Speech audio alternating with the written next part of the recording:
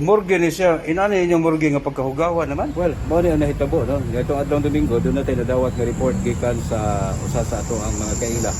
Ipahibaw nga naa siya nakitaan nga nag-deliver og mga gidudahan niya mga patay lawas.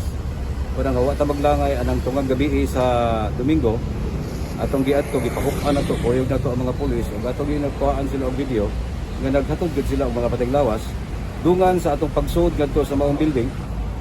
Ug dito na shock lang ta kay nakita nato ang mga patayng lawas nga gipamutang lang taon sa sao paputing Hugawa nya naa pag lima ka mga kununom ka mga freezers ug sa atong pagpangutana unsay sud adto mga patayng lawas kuno. So mao tang nakapakuyaw nato nagtan-aw ta naluoy ta sa patayng lawas. Ang pamilya wa intay kalibutan nga mao dangatan sa ilahang mga mahal sa kinabuhi din ilang gisalig ngadto sa ubang mga punerarya. Panangan nito nga ang katong tagiya, nagpaila siya nga siya tagiya niadto ug atong gimanduan nga ipahunong.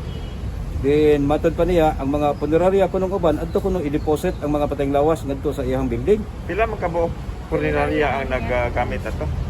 Sa ako nakita tulo man to ka punerarya kay nasakpan maginamo nagsunod. Tulo ka mga punerarya nga truck nagsunod og abot. Pagkakita sa duha ka mga truck nga nanglanlain nga mga punerarya nakakita sila nako nanagan nisibat. Ang usa nahabilin gyud mao tay among naaklan sa akto. Pwede na ito makunganlan sa ning punerarya hapon? St. Bernard. St. Bernard. St. Bernard. Katong laing duha? Ang laing duha na ay St. Bernard, San Gabriel. San Ang Gabriel. katong usa wa mo gimarka. Okay, pila ka patayng lawas inyo naabtan dito? Matod ba atong gipangutana dunay mga 16 ka mga patayng lawas. Mo na nakapaduda na itong samot ba.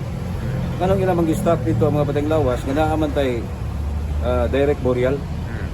Ang katong mga pamilya nga namatyan, muadto lang sila dito sa ato ang City Health Department. Giyahan man sila asa dapita ipalubong. Kung paano ito mga natural death.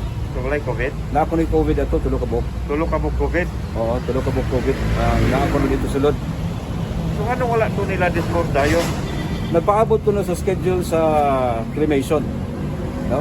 Kung nga ato nang hisgutan karon, kung sa nakatinuod kay ato man silang gibanduan nga ipahatag ang tanan nga mga death certificate ato nga naa dito sa sulod para ato makita matan-aw na to. Home deaths kasagaran na to? Home deaths. Home deaths, Home okay. deaths. Oo. So, ang mga tagiya o ang tagiya atong storage facility, doon na ba liability possible? Tanaw na to kaya ato magipatawag sa City Health Department ug ang taga-environment tanaw na to ug asa dapita.